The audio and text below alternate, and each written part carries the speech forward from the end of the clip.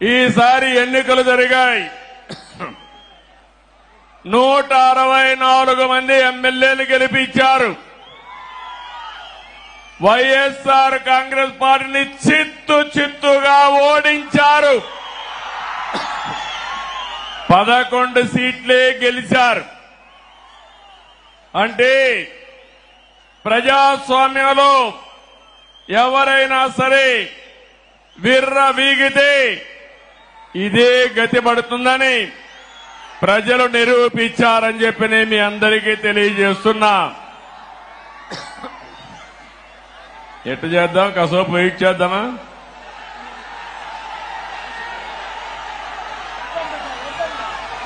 Continue చేద్దామా? 2 నిమిషాలు wait చేద్దామా? ఓకే.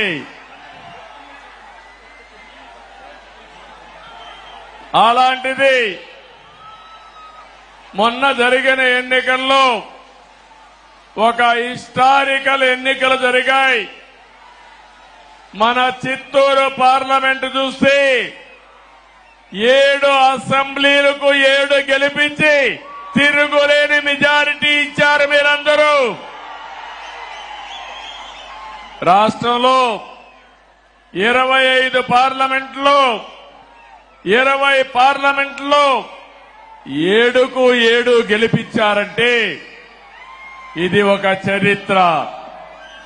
25 పార్లమెంట్లకి 21 పార్లమెంట్లు గెలిపించారు.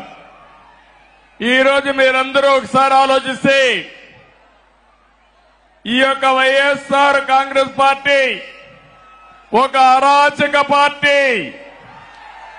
అలాంటి పార్టీని ఇంటికి పంపించడానికి తెలుగుదేశం, జనసేన, బీజేపీ జట్టు కట్టాం. 4 పార్టీలు కలిసి పోరాడాం.